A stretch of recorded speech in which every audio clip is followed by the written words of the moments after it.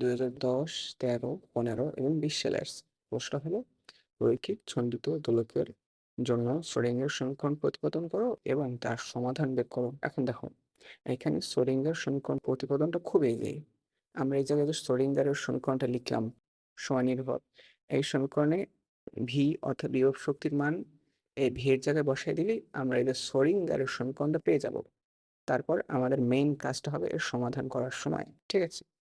বিভব শক্তি V equal to minus F dx, এটা হলো নর্মাল যে বিভব শক্তির সমীকরণ। তারপর আমরা এই মানটা পাবো কিভাবে পাবো? এফ এর মান হলো মাইনাস কে এক্স এখানে বসালে তোমার কি হবে যে মাইনাস মাইনাসে কাটা চলে যাবে, তারপর থাকবে কে এক্স এবং এই কে এক্স এর কেটা হলো ধ্রুবক, এটা বামে চলে আসবে। আর এক্সটা হলো কি তোমার সমাকলন যোগ্য, এক্স কে সমাকলন করলে হবে এক্স স্কোয়ার বাই 2 এবং আমরা জানি এখানে কে এর মান হলো এম মিউ স্কোয়ার, সেটা আমরা এই জায়গায় বসাই দিচ্ছি, তাহলে আমরা দিন শেষে এই পূর্ণ মানটা পাবো।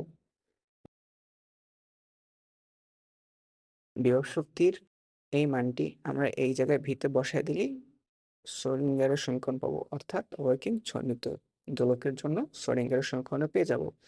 এভাবে আমাদের প্রশ্নের অর্ধেকের সমাধান হয়ে গেল। এখন আমাদের মেইন কাজটা হলো দ্বিতীয় অংশ, মানে কি সমাধান করো সমীকরণটা।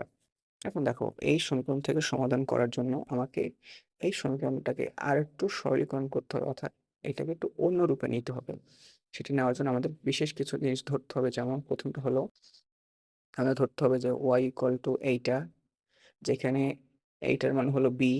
আমরা এই সমীকরণে D square psi by DX square এবং এক্স স্কোয়ার এই মানটা বের করব।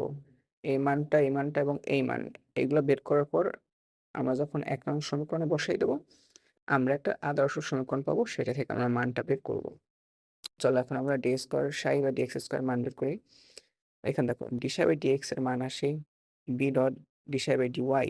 এখন এই পুরোটাকে যদি আমরা স্কোয়ার করি, তাহলে আমরা দিন শেষে এই মানটা পাবো, ডি স্কোয়ার সাই ডি এক্স স্কোয়ারের মান। এখন আমরা এক্স স্কোয়ারের জন্য মানটা বের করবো, সেটা হলো এইটা। আমরা এই যে উপরে ধরছিলাম ওয়াই ইকুয়াল টু যে ডান পাশের অংশ, সেইটা থেকে আমরা এক্স স্কোয়ার মান বের করলাম। এখন এই যে আমরা এতগুলো মান বের করলাম, এটা আমরা 1 নম্বরে এখন বসাবো। আমরা যে মানগুলো বের করলাম সেটা 1 নম্বরে বসালে আমরা দিন শেষে এই ফাইনাল সমীকরণ পাবো, ঠিক আছে? একে তোমার বলা হয় আদর্শ সমীকরণ। আমরা যদি এই সত্যটা মেনে নিই যে অসীম দূরত্বে বিভব শক্তি মোট শক্তির চেয়ে বেশি হতে পারবে না, তখন এর গ্রহণযোগ্য সমাধান বের করার জন্য আমাদের হার্মিট পলিনিয়াম ব্যবহার করতে হবে, এবং তার মানে হার্মিট পলিনিয়াম ব্যবহারের পর এই যে সমাধানটা আমরা পাবো। এখন দেখো, এখানে লিখছি কি আইগেন ফাংশন, আর উপরে আমরা বলছি কি সমাধান, দুইটাই সেম জিনিস। তুমি যদি এখানে আইগেন ফাংশনে লিখতে না চাও, আইগেন ফাংশনের জায়গায় সমাধানটা লিখে দিলেই হবে।